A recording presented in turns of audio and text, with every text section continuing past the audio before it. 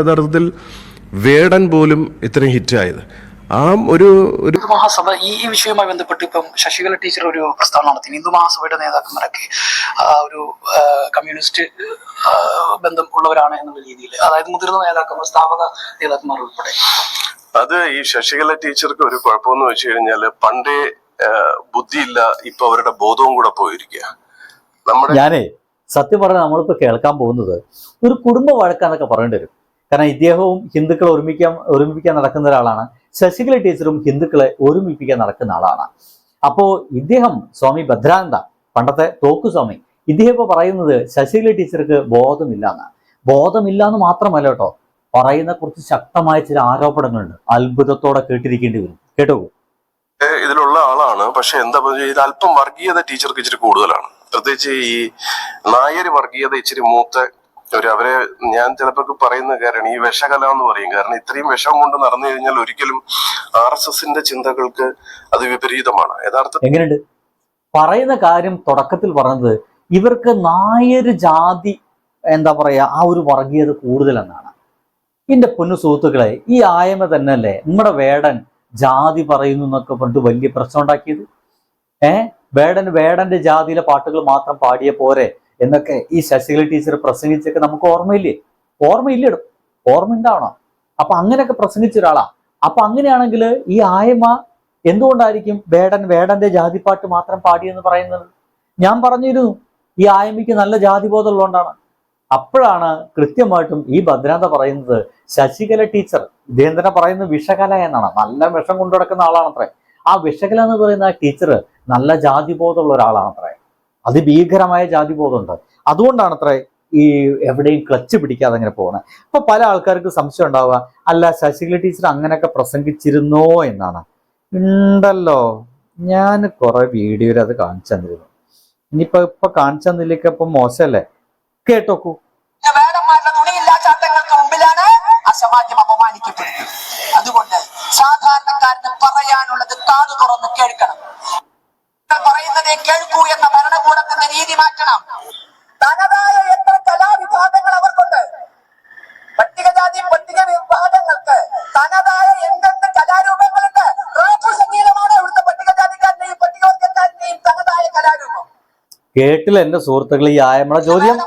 അപ്പോ ഇങ്ങനത്തെ ചോദ്യങ്ങളൊക്കെ ചോദിച്ച ഒരാളാണ് നമ്മുടെ ശശികല ടീച്ചർ. അപ്പോഴാണ് ഇപ്പൊ മനസ്സിലാക്കേണ്ടത് എന്തുകൊണ്ട് ശശികല ടീച്ചർ അങ്ങനത്തെ ചോദ്യങ്ങൾ ചോദിച്ചു എന്ന്. ഇപ്പൊ നമ്മൾ മനസ്സിലാക്കുന്നത് എങ്ങനെയാ വെച്ച് കഴിഞ്ഞാൽ ശശികല ടീച്ചർക്ക് അസല് ജാതിബോധം ഉണ്ട്. അതിന്റെ ഭാഗമായിട്ടാണ് അസല് നായർ ജാതിബോധം ഉണ്ടെന്നാണ് ഇപ്പൊ സ്വാമി ഭദ്രാനന്ദ പറയുന്നത്. ഒപ്പമുള്ള ആളാണ്, ബാക്കി കേട്ടാക്കാം. ബോധവും കൂടെ പോയിരിക്കുക. നമ്മുടെ ഇതിലുള്ള ആളാണ്. പക്ഷെ എന്താ ഇത് അല്പം വർഗീയത ടീച്ചർക്ക് ഇച്ചിരി കൂടുതലാണ്. പ്രത്യേകിച്ച് ഈ നായര് വർഗീയത ഇച്ചിരി മൂത്ത അവരെ ഞാൻ ചിലപ്പോൾ പറയുന്ന കാരണം ഈ വിഷകല എന്ന് പറയും. കാരണം ഇത്രയും വിഷം കൊണ്ട് നടന്നു കഴിഞ്ഞാൽ ഒരിക്കലും RSSന്റെ ചിന്തകൾക്ക് അത് വിപരീതമാണ്. യഥാർത്ഥത്തിൽ RSS ഇങ്ങനെയൊന്നും അല്ല.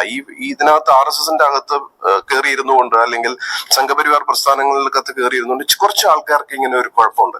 ഇവര് കാരണമാണ് യഥാർത്ഥത്തിൽ വേടൻ പോലും ഇത്രയും ഹിറ്റായത്. അടിപൊളി. എന്തായാലും അതിലൊരു അല്പം ശരിയില്ലായില്ല. വേടൻ ഇത്രയ്ക്കത് ഹിറ്റാവാൻ കാരണം ഒരുപക്ഷെ അറിയാത്ത ആളുകൾ പോലും അറിയാനുള്ള ഒരു കാരണം RSSകാരാണ് കേട്ടോ. കാരണം അത്രയ്ക്ക് ഭീകരമായിട്ട് ഈ RSSകാർ വേടനെ ആക്രമിക്കാൻ വേണ്ടി ചെന്നു.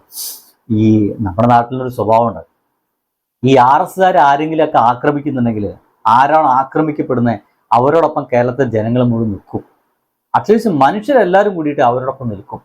ഇതന്നെ എവിടെ ഉണ്ടായത്? വേടൻ ആക്രമിച്ചപ്പോൾ, വേടന്റെ വർത്തമാനോട് കേട്ടപ്പോൾ ഇത്ര നല്ലൊരു മനുഷ്യനാണോ ഈ RSSകാർ ആക്രമിക്കുന്നത് എന്ന് തോന്നിയതിന്റെ ഭാഗമായിട്ട് വേടന്റെ ഒപ്പം നിന്നു. അതിൽ ഞാൻ ഇദ്ദേഹത്തിനൊപ്പം നിൽക്കുന്നു കേട്ടോ.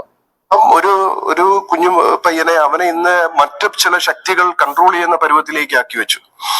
ആ കുഞ്ഞിനെ ഒരു സപ്പോർട്ട് ചെയ്ത്, അല്ലെങ്കിൽ അവൻ കഞ്ചാവ് യൂസ് ചെയ്തിട്ടുണ്ടെങ്കിൽ, കഞ്ചാവ് പലരും യൂസ് ചെയ്തിട്ടുണ്ടല്ലോ, അവനെ അതിൽ നിന്ന് മാറ്റി അവനെ കൊണ്ടുവന്ന് അവൻ താഴെക്കടയിലുള്ള ഒരു പയ്യനാണ് അവൻ എന്ന് കരുതി ഇതാക്കാതെ അവൻ നമ്മുടെ സഹോദരനാണ്. എന്താണ് ഈ ജാതി വെറി ഇല്ലാതെ അവനെ നമ്മുടെ ഒപ്പം ചേർത്ത് പിടിക്കുന്നതിന് പകരം അവനെ ട്രിഗർ ചെയ്ത് അവനെതിരെ പ്രശ്നങ്ങൾ ഉണ്ടാക്കി.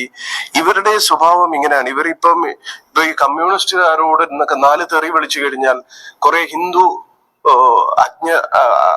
അജ്ഞരായിട്ടുള്ള അല്ലെങ്കിൽ ഇഗ്നോറന്റ് ആയിട്ടുള്ള ആൾക്കാരുടെ, അതായത് എല്ലാവർക്കും സനാതന ധർമ്മം എന്താണെന്ന് അറിയില്ല. ഈ അജ്ഞതയാകുന്ന തിമിരം ബാധിച്ചു നടക്കുന്ന കുറെ ആൾക്കാരുണ്ട്. അവരുടെ സപ്പോർട്ട് കിട്ടാൻ വേണ്ടിയിട്ടാണ് ഇവർ ഈ വർത്തമാനം പറയുന്നത്. ഇപ്പൊ അങ്ങനെയാണെങ്കിൽ ഞാൻ ചോദിക്കട്ടെ, ഈ നാഥുറാം ഗോഡ്സായി, അതുപോലെ തന്നെ സവർക്കർജി, ഇവര് കമ്മ്യൂണിസ്റ്റ് ആണെന്ന് ഇവര് പറയുമ്പോ RSSുമായിട്ട് ബന്ധമില്ല. ഞാൻ ആ പോസ്റ്റ് കണ്ടായിരുന്നു. RSSുമായിട്ട് ബന്ധമില്ല എന്നാണ് ഇവര് പറയുന്നത്. ഈ പറയുന്ന ശശികല അങ്ങനെയാണെങ്കിൽ പിണറായി വിജയന്റെ ഏറ്റവും അടുത്ത സുഹൃത്താണ്, അല്ലെങ്കിൽ നരേന്ദ്രമോദിയുടെ ഏറ്റവും അടുത്ത സുഹൃത്താണ് പിണറായി വിജയൻ. പിണറായിയും നരേന്ദ്രമോദിയും തമ്മിൽ വളരെ ബന്ധമാണ്. അതുപോലെ തന്നെ ഗഡ്കരിയും പിണറായിയും തമ്മിൽ ബന്ധമാണ്. അങ്ങനെയാണെങ്കിൽ ഇവര് നരേന്ദ്രമോദിജിനെയും ഗഡ്കരിജിനെയും കമ്മ്യൂണിസ്റ്റ് ആയിട്ട് പറയൂ? അപ്പൊ ഇത് ചുമ്മാ അങ്ങോട്ട് അടിച്ചങ്ങ് ഇറക്കുകയാണ് വരുന്നത്. എന്നിട്ട് ഇതങ്ങ് സമൂഹം വിശ്വസിച്ചോളണം. എങ്ങനെയുണ്ട്? എന്തായാലും ഇത് ഇവരൊരു കുടുംബവഴക്ക് എന്ന രീതിയിൽ ഞാൻ മുമ്പ് പറഞ്ഞായിരുന്നു. കുടുംബവഴക്കിനിടയ്ക്ക് കൃത്യമായിട്ട് പറയുന്നുണ്ട്. ഇദ്ദേഹം പറയുന്നതിൽ ചില കാര്യങ്ങളൊക്കെ ഉണ്ട് കേട്ടോ. പറയുന്നത് വെറുതെ ഹിന്ദു മഹാസഭ, ഇതിപ്പോ ഈ പ്രശ്നങ്ങളൊക്കെ വരാൻ കാരണം നമ്മുടെ നിലമ്പൂരിൽ നടക്കുന്ന ഇലക്ഷന്റെ ഭാഗമായിട്ട് നിലമ്പൂരിലെ ഇലക്ഷനിൽ ഈ ഹിന്ദു മഹാസഭയുടെ ആളുകളെല്ലാം കമ്മ്യൂണിസ്റ്റിന്റെ ഒപ്പമാണ് എന്ന രീതിയിൽ ഒരു വെറുതെ അങ്ങ് അടിച്ചുവിടുകയാണ്. ഒരു വെറുതെ രാവിലെ നീച്ചു കഴിഞ്ഞാൽ ആയമ്മയ്ക്ക് തോന്നും കമ്മ്യൂണിസ്റ്റുകാരൊന്നും 4 പേര് പറഞ്ഞേക്കാം. 4 പേര് അങ്ങോട്ട് പറയും, കഞ്ചാവോളി എന്നൊക്കെ പറയും. ഒരു രാഷ്ട്രീയ പ്രവർത്തകനും പറയാത്ത വാക്കുകളൊക്കെ ഈ ആയ്മ വിളിച്ച് ഒരു നാണും മാനില്ല, നാവിനൊന്നും എല്ലില്ല. അത്രയ്ക്ക് വർഗീയത വിളിച്ചു പറയാം. ഈ വർഗീയത കൊണ്ടാണ് RSS നേരാവാത്തത് എന്നാണ് ഇപ്പോൾ നമ്മുടെ സ്വാമി ശക്തി ബോധാനന്ദ, എന്താണ് ആ പേര് മറന്നു, എന്തൂര് ആനന്ദ അദ്ദേഹം പറയുന്നത്. ഏതായാലും നിങ്ങളുടെ അഭിപ്രായം എന്താണാവോ ഒന്ന് എഴുതി വയ്ക്കണേ. ബൈ.